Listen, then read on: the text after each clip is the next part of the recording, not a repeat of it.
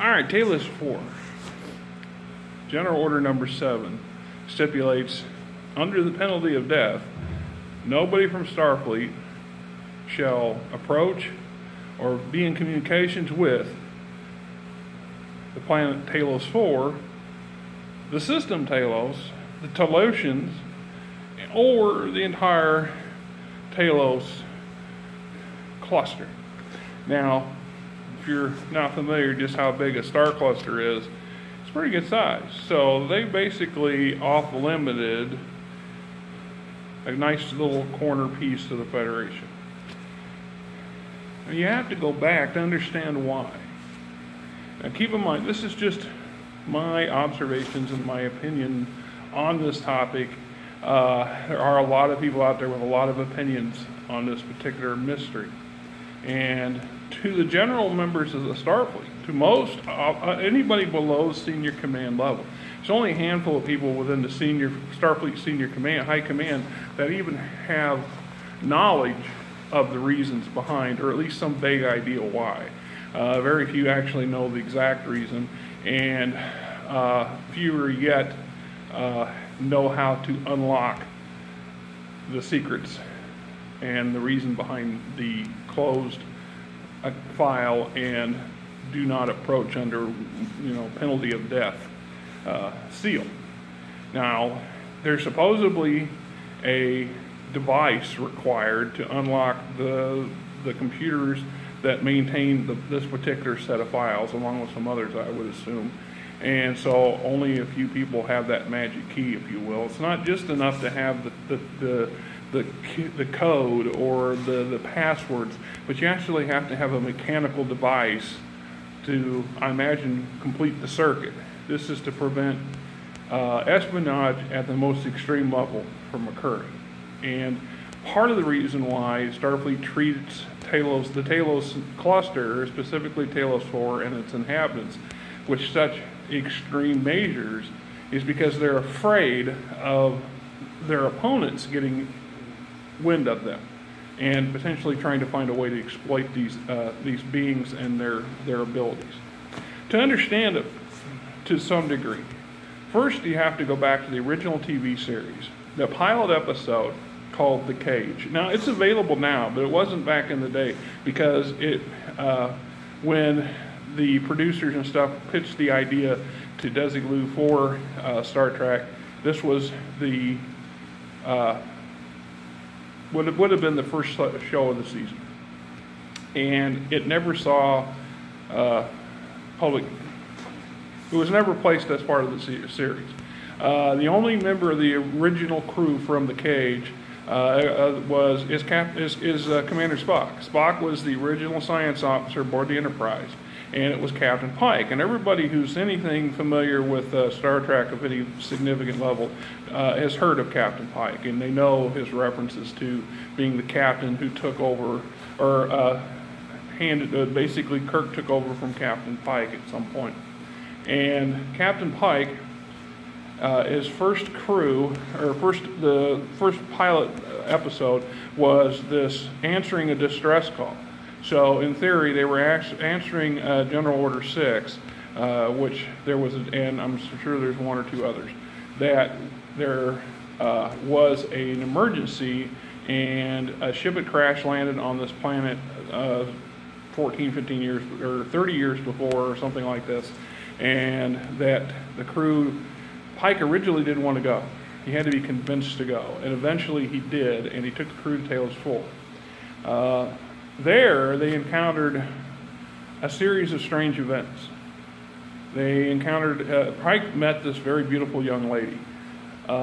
She's the surviving member of this crew, plus a bunch of old geezers who were supposed to be the crew. And they had set up a camp, a survivors camp, and it would look everything that a person would assume that Starfleet capable people, or at this point it would have been pre-Federation technology, but the humans were capable of surviving here, and the camp was very lifelike and very realistic. And then the captain disappears, and so does everybody, all these survivors, the camp, everything just dissipates. It's an illusion. to speed up things, Captain Pike is captured by this ancient ancient spacefaring, highly technically advanced or highly developed, mentally developed a species called the Talosians. And the Talosians, thousands and thousands of years ago, it's guesstimated about 100,000 years in the past, had fought a massive war and devastated their planet. Devastated to the point that they couldn't live on the surface. It's just only in recent centuries has the surface become capable of sustaining life, and even then it's still very scratch, very crude. It needs a lot of future terraforming development or more time. So the Talosian people move underground, and the Talosians are already highly advanced telepaths and or so their psychic abilities are extreme, right? So they are the ultimate psionicis of the Star Trek universe up to this point. The Federation, the Vulcans, who have some no small skill, are amateur children compared to these people. One of their biggest, that's my hose over here sucking some wind, so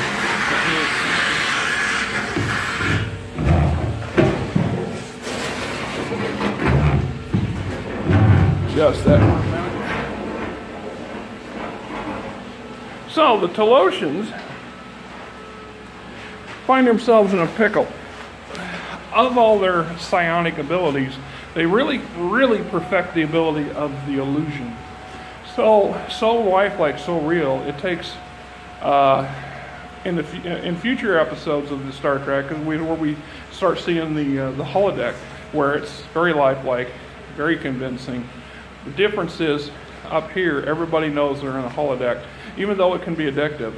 Barclay shows examples of having holo addiction, and as do others. Their fantasy world becomes much more realistic or much more desirable than the real world around them. Which, if you think about how fantastic the Star Trek era would be, that says something. Because you're not constrained by, in the Federation, you're not constrained by the lack of economy. You don't have, it's not about money, it's not about your basic needs being taken care of. You want to go to the frontier and you want to settle on a colony planet, the Federation will help you. If you want to belong to Starfleet and you can more or less pass the muster, they'll help you. So there's plenty of reasons and opportunities here for people to not need to be in a holodeck except for entertainment purposes. And we see other episodes of the original TV series, The Next Generation, like Wrigley's Pleasure Planet, for example, where pretty much the planet's giant computers and is capable of simulating pretty much anything you want. And it's just one giant holodeck, planet-sized holodeck. Now the Talosians, on the other hand, can create such convincing illusions that you no longer believe that they're not real. It's all of the Matrix. If you look at the comparison, there's quite a lot of comparison there. The people in the Matrix have no clue that they're in the Matrix, and no matter how good or bad their lives are, they have no comprehension that they're actually just pieces of a big machine. Well, for the Talosians, this is an extremely addictive illusion, and it's cost them dearly as a society. A lot of them have died. They've lost the desire for for breeding, if you will, for having intercourse and repopulating their own planet, so they're diminishing as a race. They also become highly addicted to these illusions, and to feed these illusions, finding something new. They're a long-lived race. They've taken it upon themselves to lure unsuspecting sentient life to the planet, capturing samples of them and setting them up basically in a zoo. This leads to a two-part episode in season 1, later in the first season, called the Mazzardri. I cannot pronounce that. It's basically a zoo, and Pike's stuck in it. Well, at this point, we've leapt forward about 15 or 20 years. Pike got really physically damaged, and he's confined to a device that basically is keeping him alive, and he can only answer in a yes or no by blinking a light on the machine. And Spock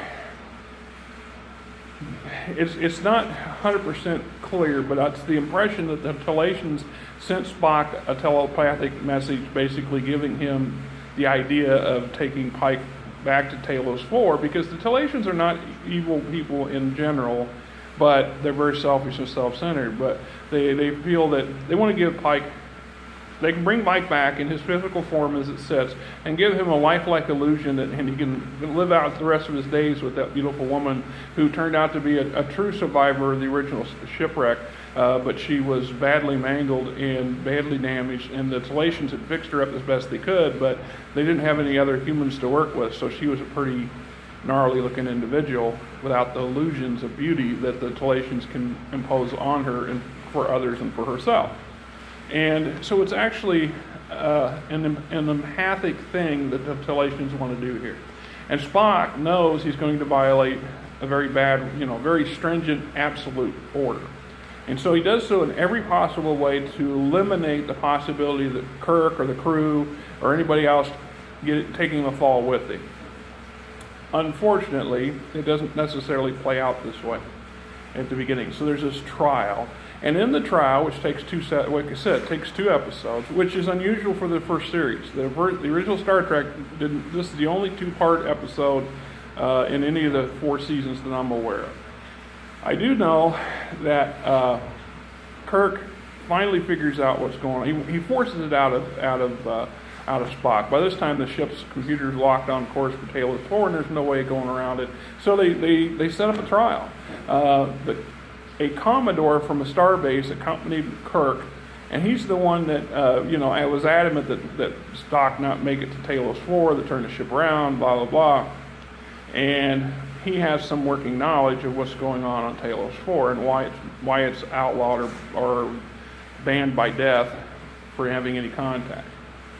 Because I imagine somebody in the Federation has given a lot of thought to the process of these individuals can create perfect illusions, so strong, and they can project them quite a distance. Now, if you think about, from those of you who are aware of all the series, all the various generations of Star Trek have encountered super intelligent beings or highly advanced technical races, or look at the Q, for example. But the Q is just one in many. There's some debate as about a couple of the older episodes. I can't think of the one where Apollo or what a guy portrays himself as Apollo and other gods of mythology, and there's question if they're not just other members of the Q. Well, the Talatians are not Q. They're entities of their own. And we know that there's some other ancient races that disappeared, like the Forerunners, who it is supposed transplanted a bunch of similar humanoid races. So a lot of humans and Alpha Centaurans and Andorians and the Vulcans all share a common lineage because there's an awful lot of similarities there going on, and that they were transplanted way back in the past to seed populations to guarantee the survival of these species. That's another video for another day. So the Talatians have this ability to pretty much create any kind of illusion to the point where anybody will do what they want for the most part. And if you figure out, and Pike figures out that they're using illusions against him. He's a pretty savvy individual. So they show him that they can punish him through illusion too. And they reenact him basically in a fiery, boiling pit of hell for about 2 seconds, and he's screaming in pain, and it's real to him in his mind, even though he knows it's an illusion. The only thing he knows is that he discovers as well is that they're blind to hatred, to the most primitive of feelings. It's something that they're alien to, so he's able to use that to a limited degree to circumvent their control over him. What Starfleet probably, and high members of the Federation, had debate, in my mind, is just how potent and powerful this race could possibly be. And it was pretty obvious that they were looking for suitable slave races, if you will, and that's what the Federation put on the Talatians, not the Talatians. The Talatians were looking for subjects, so you can tell subject material to create new illusions, new dreams, new fantasies, and things like this. And so the fact that they can reach far beyond the Talos star cluster is a spooky and scary thing for some individuals and a lot of people, to be honest, because how can you be 100% sure that you're not living in the Matrix, right? Well, they do their best by banning any contact with Talos and the Talations and so on and so forth, in a hope to prevent their enemies from finding out about these beings with this superpower, and for somehow or another being able to master the ability or turn the Talations into their puppets, which I don't see that happening. And an interesting conundrum occurs in the two-part series, the Maringi. I cannot ever pronounce that word. My apologies. The zoo, okay, is that this Captain Kirk's at the starbase when Spock arranges for the redirection of the Enterprise and abducts Captain Pike against the captain's will, mind you, to take him to Talos IV. Captain Pike doesn't want Spock to risk his own life. He doesn't want to sacrifice his own life for him in a slaughter. So the captain is talking to the Commodore, and at some point, the captain and the Commodore hop in a shuttle and take off after the Enterprise, knowing full well that they can't catch up with the Enterprise. Which you have to kind of go, okay, so the Enterprise is going to another part of the galaxy, and they're going to obviously be under warp, and a non-warp capable shuttle is going to set out after them. Well, that's retarded, right? But we don't talk about that. Apparently the Enterprise is doing this at sublight speed. So maybe Talos isn't too far from this particular starbase. And the Commodore, for his own personal reasons, and or to make sure that the secret stays a secret, supposedly, takes off with Kirk. And Spock's forced to bring the Enterprise temporarily out of whatever, and goes back, hooks a tractor beam on board, and then beams them on board.